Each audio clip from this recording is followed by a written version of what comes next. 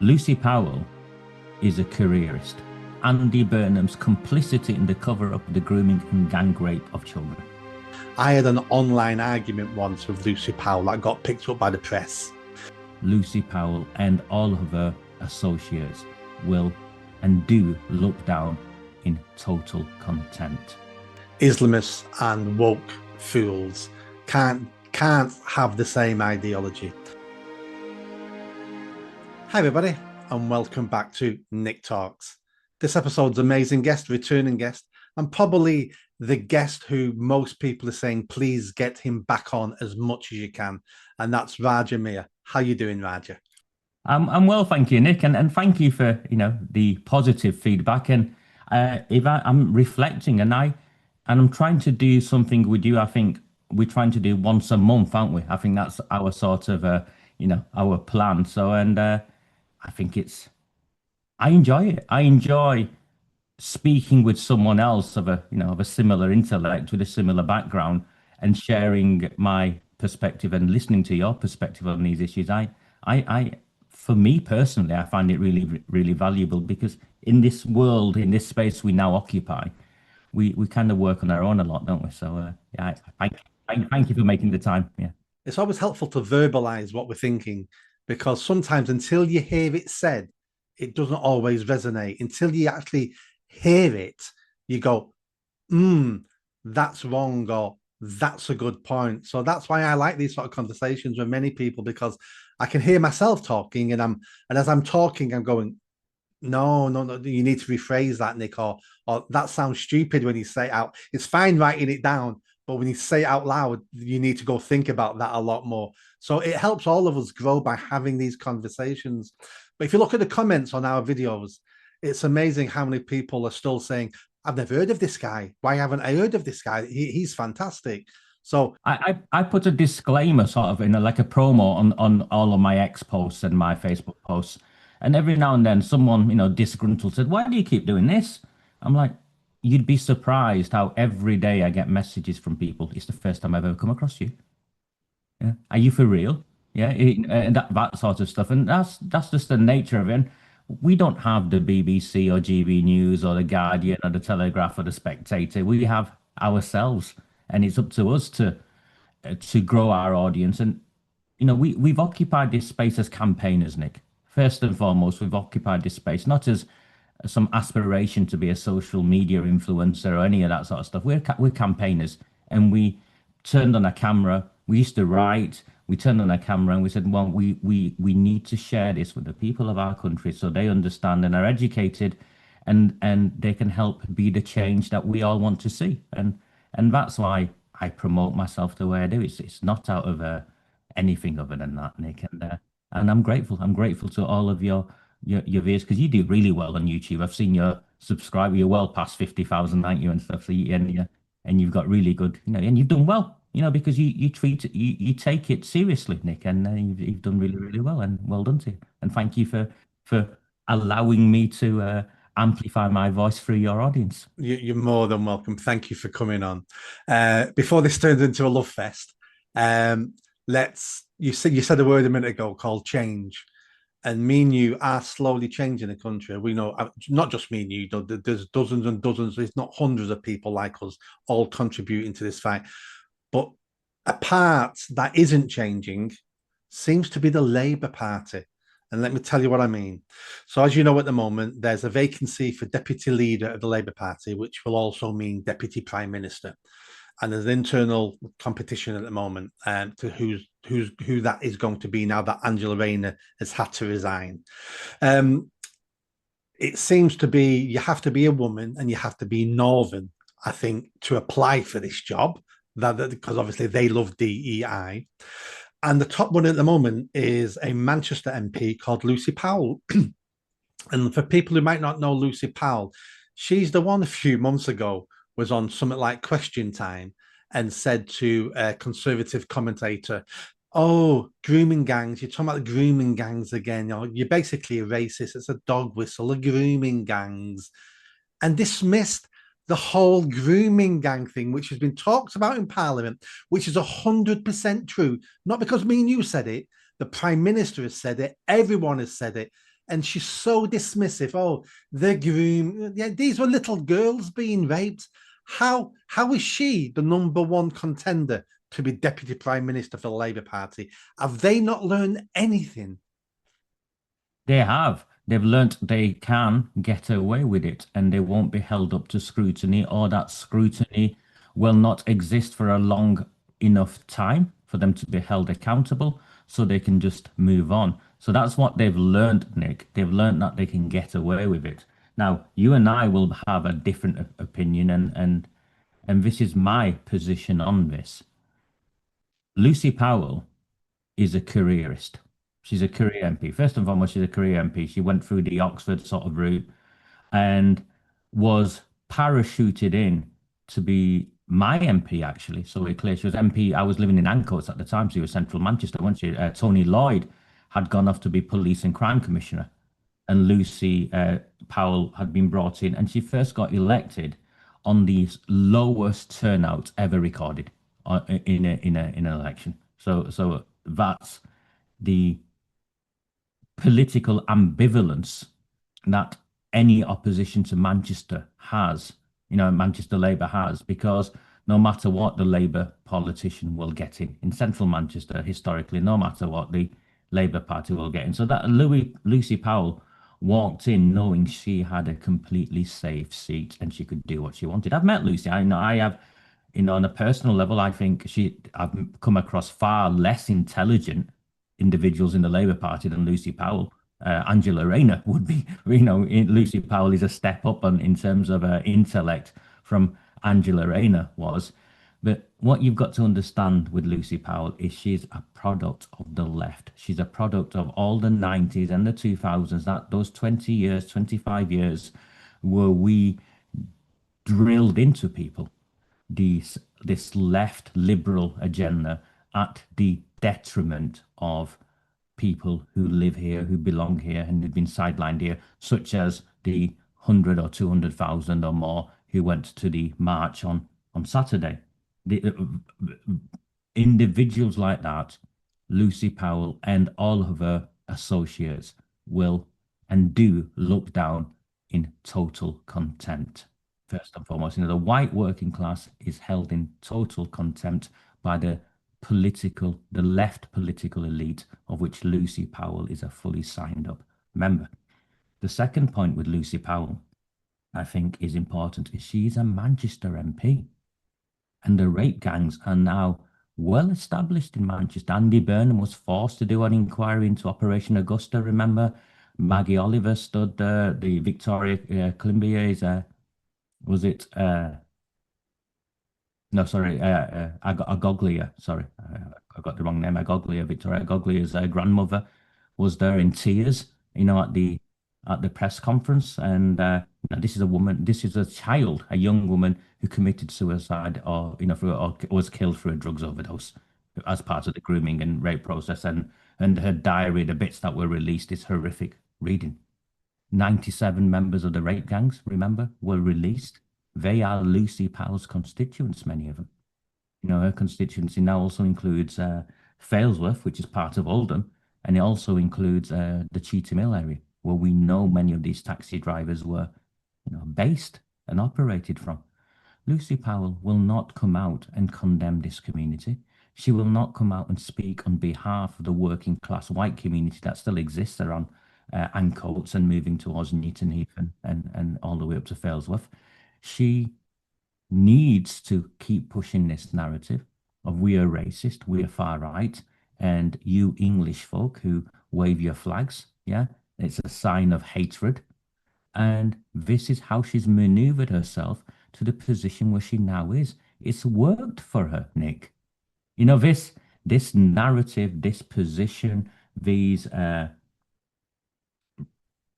intentional refusal to address the industrial scale gang rape of not just children across the country, but children in your own constituency, and not say anything about it or anything of substance about it, reflects on just where this country is. They know, the Labour Party knows this, or believes still this. They can condemn you and everyone who listens to your channel, your sort of listener base, as far right racist, which is why she used the term, or you're getting that dog whistle out again. She didn't just say it with anything, any consideration. She just said it because she believes it.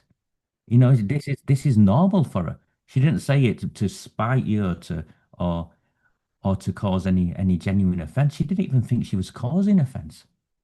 That's how bad it is. She didn't even think it was an issue for her to say that. And what's really interesting about Lucy Powell, and I'm chuckling at her because I now take swipes at her on social media, is once all that came out, go and have a look. She's turned off the comments on her ex uh, profile. So this is the woman who's running for deputy leader of a political party, and you can't engage with her, and this is the state of this country. And you've got alongside Lucy Powell, who you've got, she said nothing on Afzal Khan. She said nothing on the extremists around the Gaza stuff. She said nothing on these things. She's been completely quiet. It's like, what will it take? I genuinely think this, and I ask myself this sometimes. What will it take for a white liberal woman to ever speak out against an ethnic minority committing crimes? You know, even if they stole their bag, even if they raped their children, I genuinely think they'll come up with an excuse to defend what took place. And that's because they've been indoctrinated so much, one, and two, they know their political survival is dependent upon that block vote. The Cheetham Hill area, you know Manchester well, the Cheetham Hill area, historically Jewish, now more so Pakistani and Muslim than ever before. I think if you go down Cheetham Hill Road, and the mosques around there. I remember working with one of the mosques on Cheetham Hill Road probably 15 years ago. I was sent there by the Office for Security and Counter-Terrorism because they had concerns in that mosque. And I remember going into that mosque, and the notice board were children. They ran these youth clubs and stuff, where the notice board itself was basically full of anti-white hatred No. openly. So this is what that community is, Nick. And here we have a white liberal woman knowing she's dependent, held hostage by that voter base. So that's one of the reasons why she won't speak out. And the second reason, of course, is her ideology. And you lot are racists and far right extremists and racists and held in contempt. And the sad thing out of all of this, Nick, is they know they can get away with it. And they have got away with it up to now because white working class communities in the places where they hold power are not organized, they're not mobilized, and they don't go out and vote. And hopefully we will change that over the next 2 or 3, 4 years, whether it's advanced reform, whoever it is, Nick. Hopefully, I sense a change. I feel that change. People are sufficiently angry. People are sufficiently educated where it's increasingly difficult to brand them as racist and extremists because we, you, me, so many of us have educated people. The entire working class, I think, has gone on a journey. There was a clip shown on Saturday. I saw a clip of these young lads, dressed, wrapped in England flags, and they'd stop for a samosa or a kebab or something, on their way, and people were mocking them, and I'm thinking, no, that is where we currently are now. We are not the the the savages, the racists that you want us to be. It's far more nuanced. The majority of people who went to that march, the majority of people that Lucy Powell opposes, are not racists. They have a set of beliefs and values that is shared by so many of us across all backgrounds. And I think it's great. If you ask me, I think it's great that the Labour Party are not learning anything because they are in for an absolute thrashing at the next general election. I want them to continue like this, Nick. I don't want them to, the smash the gang sort of narrative and pretending that they're suddenly, tough on the grooming gangs or tough on foreign criminals. We all know it's nonsense. It's just sound bites. I want them to continue with promoting the likes of Lucy Powell as deputy leader because we know what she is, we know what her beliefs are, we know who she's held ransom by, and as a political opponent to the Labour Party, she is the ideal deputy prime minister. And if anything, the other one's even worse, even better. Is it Bridget Phillips? And she's even better. You know, she put out a stupid video. I'm from the northeast. I'm poor. What is this? Is this some sort of prerequisite in the Labour Party? I need to be northern and poor. You know, and my dad was working class. My dad was a toolmaker. What is this nonsense? I don't care who your father was. I care about your beliefs, your values. I care about your competence. But that's all about identity politics. You know, they're looking at the spread, going, "Oh, we've not got enough brown here, we've not got enough gay there, we've not got enough women here, we've got no northerners, and we've definitely got no working class anywhere in the party." And now that Angela Rayner has stepped down, it's like, oh, the only one working class person we had is now gone. We've got to get a northern working class. This is part of the reason why they fail is identity politics. A few things that popped in my head as you were speaking then. I had an online argument once with Lucy Powell that got picked up by the press. There was a murder in, I think, her area covers Moss Side as well, or part of Humour, somewhere near there. Yeah, central Manchester. Yeah, yeah. So some young black lad had been stabbed and killed by a white lad, surprisingly. And she was on social media commenting, "Oh, young black men the police won't take this seriously because he was stabbed by a white man." And so I went on board. So I jumped on X going, "What are you talking about?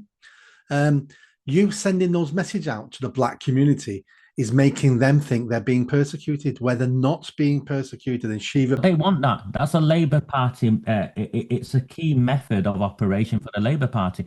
The ethnic minorities need to be victims. The Labour Party need to portray a position that if it wasn't for them, you white folk will come and you'll reincarnate the KKK in Moss Side. That's what they need to do. Yeah, yeah. they know that it's them saying to these ethnic minorities, "We're here to protect you. If you don't vote for us, the bad people are going to get you." But anyway, it got picked up by, I think it was a Daily Mail or the Mirror or something. I did an interview with them over it. So that's the only interaction I've really had with her, was an online spat that hit the national news. Talking about cheating me. She was my MP. I've sat and had a cup of tea with her. My MP, because I'm based in the city. I live in the city centre, so she's been my MP ever since she became an MP.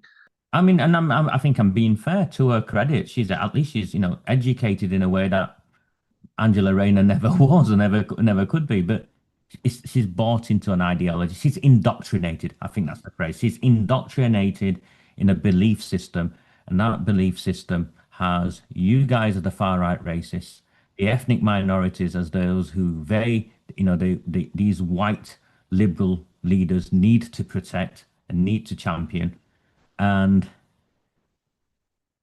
in the background, and they'll never admit it openly, they are dependent on an Islamist bloc vote that has a belief system that is actually counter to everything liberal that is about her, and I think the way that reflects, if you look in its wider context of not just the Labour Party but the left, look at Zara Sultana and Jeremy Corbyn and the Gaza separatists. Now, I like Zara. I'll be honest with you. I know she's a socialist. I get all of that, but I like her. I think she is what she is, and she doesn't hide what she is. And she's not there because she's a woman, and she's not there because she's brown, or if she's a Muslim, I'm not even sure. But she is very pro-trans, of that left. And what you've now got is Corbyn's Muslims who are like looking at her thinking, "Oh, and she's the joint leader who's supporting, not just supporting gay people, but supporting trans people." And they'll eat themselves up. You'll see, they'll eat themselves up and they'll fall out. They'll throw her out. I think that's what'll happen, because what they'll realize at some point is, where is our voter base stronger? And it's not the loony left that's going to get them elected. It's not the military, the Socialist Democrat Party or whatever. It's not going to be any of them. It's going to be the bloc Muslim vote. And you'll see, by the time your party has a name and a colour scheme, which green will no doubt feature in it, they will throw Zara Sultana out. I've got a slightly different view on that. I think the Greens and Jeremy Corbyn's party are going to have the same problem which you've just outlined there. Islamists and woke fools can't can't have the same ideology.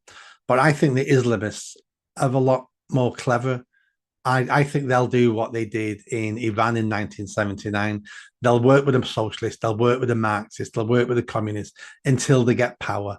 And once they've got power, you're all gone. In 1979, it meant you're all dead because they killed them all. They dragged dragged them and hung them, didn't they? They threw them off the bridges, and why do we think we are better, and why do we think we will be any different? And why do we think these people will behave differently? Yeah. There's a city in America, I think it's I can't remember what it's called now. There's a city in America, and the Islamists and the woke far left got together and they now run the city. And the first thing the Islamists did was ban the pride flag, and all the woke fools all screamed. This happened last year or maybe 2 years ago, but it's like, well, yeah, you've got us into power, thank you, but now this is what we're going to do. And all the woke idiots are leaving and are disgusted. They're disgusted with the Islamists. How dare you do this to us? But you knew what they were. It's like going and it's sitting in the mouth of a crocodile or something. What do you think they're going to do? And I look at the Islamists. I know Islamists, so we're clear. I don't read about Islamists, Nick. I know people who are Islamists. Yeah, I know. I sit with them. Many of them I grew up with. Some I've come across in my professional life, and they do not want to live alongside us. They want the caliphate, and they want the caliphate here. Now, they will get what they want in either one of two ways. If they succeed, if we fail to stop them, they will either take all of us over, or they will create, or we will surrender certain parts of this country for, for as enclaves, effectively enclaves where they rule. And I think it's very clear to you and those of you who listen to you that I'm not a nutcase. I simply look at things and I think, okay, where is this going? And I'm of that community, and I'm telling you that's where it's going. And there are plenty of people from that community, like me and others like me, who want nothing to do with this. But when the politicians are in bed with the Islamists, when the police are in bed with the politicians who are in bed with the Islamists, you've got to be mad to open your mouth. And that's sadly where we find ourselves. The majority of people have got their heads down. And the other thing I look at when I look at the likes of Lucy Powell and the pandering to the Islamists, if you actually look at the demographic beliefs from people within my community, the elders, the first generation who came here and second generation immigrants such as myself, we are very, very different. We're far more integrated, and our beliefs and value system is far more accommodating with wanting to live in the United Kingdom and belonging to the United Kingdom. It's our children and our grandchildren who've been radicalized. Have a look at those marches. Have a look at those Gaza marches. Have a look at the ones who are angry, and why that's happened. And again, it goes back to Lucy Powell, and it goes back to the mosque I made reference to in Cheetham Hill. Is that in the 90s, a wave of mosques were funded in partnership with the city councils. They all knew about it, with the money what came in from Libya or Saudi Arabia, with a Wahhabi style teaching that was completely counter to our beliefs and our values. And this is the consequences. This is the consequence. And no one speaks about it. No one wants to talk about it. I listened to for instance, Tommy Robinson spoke on Saturday, didn't he? And I listened to parts of it. I watched it from home and I listened to parts of it. And I'm thinking, he has a strong dislike for Islam, and I get that. But it's a dislike from too far away. When you come closer to it, you'll understand what's going on. The Islamic ideology that he and so many of us, I think, are opposed to has been promoted by our very leaders. Its expansion has been facilitated by going back to Tony Blair's Labour government onwards. And the Conservatives, being the Conservatives, just as with the grooming gangs, didn't understand it well enough, so they let it continue. And we reap what we sow. This is a consequence of 30 years, 40 years even, going back to the protests against the satanic verses. And no one spoke out. No one spoke out, and this ideology has festered ever since. Yeah, that was the first warning sign. was the Salman Rushdie satanic verses debacle, threats on his life, stuff like that. That was the first warning that no one took any attention of. If anything, he was blamed for that. I went to a school in Oldham, secondary school called Grange School. I'd left by that point. I did well. It was a very mixed school when I went there. But as the years changed, there were fewer and fewer white people, and it became almost exclusively Muslim. It shut a few years ago, and it was 100% Muslim, give or take. I remember my brother was a couple of years younger than me, telling me one evening that they had the Friday off, or they had the Friday afternoon off. A coach, and they were in school, Nick. These are fourth years or fifth year students, yeah? Year 10, year 11 students. A coach had been booked to take them from school to the demonstrations in Bradford, where they were burning the American flag, they were burning the book. And my brother was a very liberal. He was a very liberal child. Never mind now he's married to a Hindu, so he's as liberal as they come. And he was saying they were burning books and they were burning the American flag. I said, and the school sent you. He goes, yeah, yeah, the school. You didn't put on a coach. Off we went. And this is the ideology of the left. It facilitated this. Yeah, schools also do this for the green agenda. You know, the let's all take Friday afternoon off school and we'll bus all the kids to a protest with Greta. You know, our schools are part of the problem. All our institutions have been captured. They're all part of the problem. And I think that's what I think I want to talk to you about now is in that in terms of Lucy Powell and our institutions. It is all one and the same, isn't it? We are fighting against an ideology, yeah, and it'll take us time. We need the education system needs to be tackled, or we need to introduce uh, alternative views, our views as legitimate within that space. You look at that the home office. I think it's Connor Tomlinson. Is it Tomlinson? Tomlinson. Yeah, the Lotus Eaters lad, very bright young man. I think he's a very bright, articulate, uh, and he's done so much work on how the Home Office has been actually infiltrated by the Islamists, and he's not a conspiracy theorist. He's done the work. And I remember I looked at it and thought, is this true? And I still have friends in the Home Office. And I went and looked at them and I spoke and I'm like thinking, yeah, you are hired to promote this, to manage this, and you're in there doing this. And there's a young woman, I remember reading a piece by her of how proud she was, and she's in the Home Office, in a senior enough position in the Home Office, of how proud she was that when she goes to meetings, she doesn't shake the hands of people because it's un-Islamic. And I'm thinking, hold on, this is your job. This is your job. If you can't, they go and do an IT job or something in the background if you don't want to have human interaction. But in the world I was trained in, we were taught how to shake hands, Nick. Not just shake hands, we're taught how to shake hands, how to make sure we stand up when we shake hands, how to look someone in the eye. I remember going to workshops where, my limp handshaking and looking around but after an hour was very, very clear because there's power in that. And, and what we've got here, Nick, is it's going to take us a generation. It's going to take us a generation to fix this because it's took us several generations to get into this mess. Yeah, absolutely. Now let's end on this. We'll end on this. A year ago, there was such thing as Labour safe seats. I don't think there's any Labour safe seats at the moment. And the reason why I know that is because I've heard that not only does Andy Burnham want to be an MP again to get to Parliament to be Prime Minister, he's got two options coming up. He's got North Manchester, which is Graham Stringer's seat, and he's got Andrew Gwynn in Tameside. Both those seats he can get anytime he wants. Both, I believe he's done a deal with both of them. And what I've been told is Andy Burnham is thinking twice now because he's not sure he can win any of those seats. What a shame, Nick. But do you know what I was going to do? Right? I was quite happily going to stand as an independent in either of those constituencies, crowdfund my leaflets, and distribute those leaflets with the evidence of Andy Burnham's complicity in the cover up of the grooming and gang rape of children. That is what my position was. So, first and foremost, that is what I would do. I know Graham Stringer.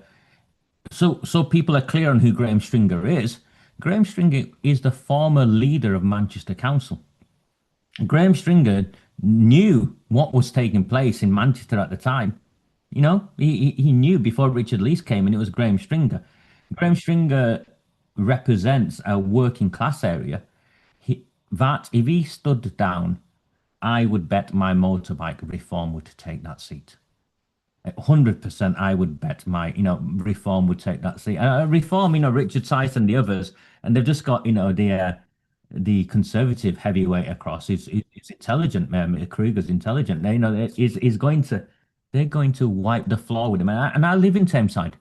Is it Andrew Gwynn or whatever? He's the one who's suspended, isn't he? He's suspended for a whole host of nasty messages on a WhatsApp group that him and a number of other Labour politicians were involved in.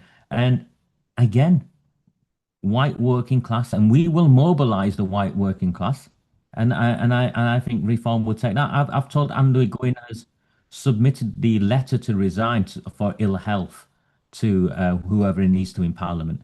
So I think the decision has been Andrew Gwynn's seat rather than Graham Stringer's seat, because Graham Stringer's seat would definitely go to reform.